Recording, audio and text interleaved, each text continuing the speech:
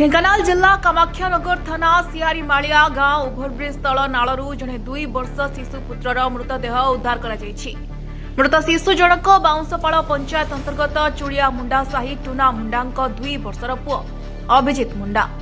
अभिजित कुकुर सहित खेलु खेलु घर ठारू प्राय 1 किलोमीटर दूरर जंगल भितरकू चली जाइथिले।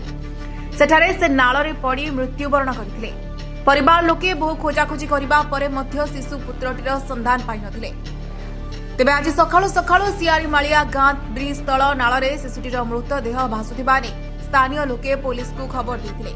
घटनास्थल रे कामाक्षानगर पुलिस और अग्निशम बाहिनी पहुंची मृतदेहटकू उद्धार करथिले।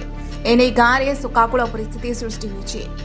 अनिल कुमार साहू कौन की घटना घटी घटी से आम गाँव मुंडा साही घर से अति गरीब श्रेणी पिलाटी माँ काली घर चारिपट गोटे बाड़ दौले झाटी बाड़ दौले से पिलाटी घर 2टा छोट कुकुर थे सहित गेल पुओटी इे पलि आसी काली सन्धार 4टा बेलू साही लोक आउ फायर वाला आम स्थानीय पुलिस वाला आसी सहयोग आम बहुत खोजाखोजी करूँ विफल होती।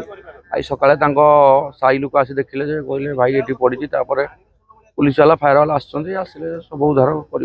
परजंगरू सुजित का रिपोर्ट दिन रात टीवी।